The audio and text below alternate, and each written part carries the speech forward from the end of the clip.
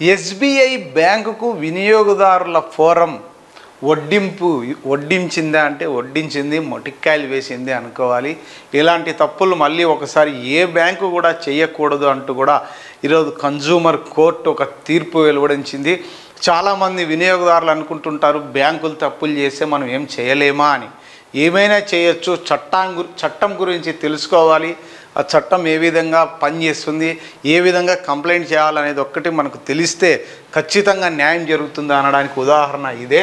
ఎస్బీఐకి వినియోగదారుల ఫోరం వడ్డింపు అంటే consumer court ఖాతాదారుడికి తెలియకుండా లావాదేవీలు జరిగితే అందుకు బ్యాంకుదే బాధ్యత అని అనంతపురం జిల్లా వినియోగదారుల కమిషన్ అధ్యక్షురాలు ఎం శ్రీలత అన్నారు. ఖాతాదారు ప్రమేయం లేకుండా ఖాతా నుంచి విత్డ్రా అయిన మొత్తాన్ని ఎస్బీఐ అంటే స్టేట్ బ్యాంక్ ఆఫ్ ఇండియా తిరిగి చెల్లించాలని ఆదేశించారు.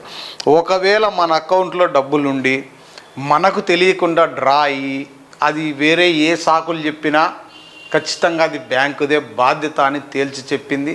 అలాంటిది ఎవరికైనా జరిగి ఉంటే, మన అకౌంట్లో మనకు తెలియకుండా డబ్బులు మాయమైతే, సైబర్ నేరం జరిగినా, బ్యాంకు మనకు తెలియజేయకపోయినా ఇది ఖచ్చితంగా బ్యాంకుదే తప్పు అని తీర్పు చెప్పింది వినియోగదారుల ఫోరం. వివరాల్లోకి వెళ్తే, అనంతపురానికి చెందిన ఎన్ సునీత డాక్టర్ అంబేద్కర్ గురుకుల కళాశాల ప్రిన్సిపాల్గా పనిచేస్తున్నారు. ఆమె బ్యాంకు ఖాతా నుంచి గుర్తు తెలియని వ్యక్తులు మే 2023లో ఆధారు గుర్తింపు ఆధారిత పేమెంట్ వ్యవస్థ అంటే ఏఈపిఎస్ అని పేమెంట్ ద్వారా 5 విడతలుగా 40,200 విత్డ్రా చేసినారంట, మొత్తం 5 సార్లు. దీంతో ఆమె మరుసటి రోజే అంటే మే 24, 2023లో బ్యాంకు మేనేజర్తో పాటు పోలీసులకు కూడా ఫిర్యాదు చేశారు.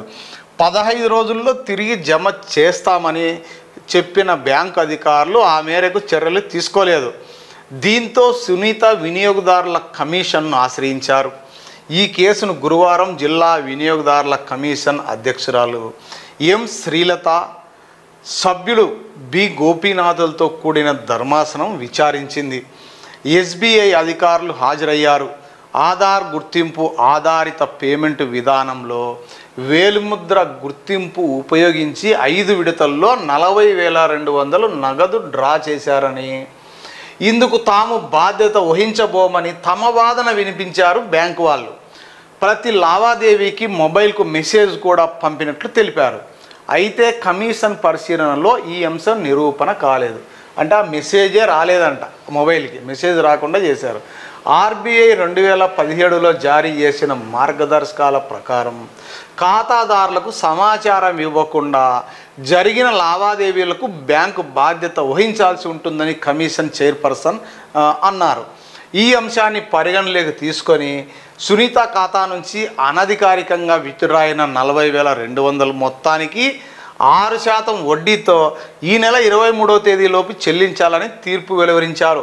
సేవా లోపానికి అంటే వాళ్ళ సర్వీస్ సరిగా చేయలేని దానికి 10,000 రూపాయలు ఫైను, అలాగే ఆమె ప్రయాణ ఖర్చులకు మరో 5,000 రూపాయలు, మొత్తం 45 రోజుల్లో చెల్లించాలని ముక్కుబిండి మరీ చెప్పారు వినియోగదారుల ఫోరం.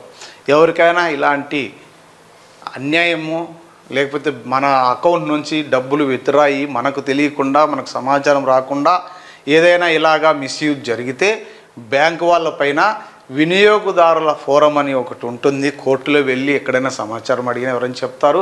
అక్కడ మీరు కనుక రాతపూర్వకంగా కంప్లైంట్ ఒక పోలీస్ స్టేషన్లో ఒక కంప్లైంట్ ఇస్తే ఖచ్చితంగా న్యాయం జరిగి తీరుతుంది అనడానికి ఈ కేసే ఉదాహరణ.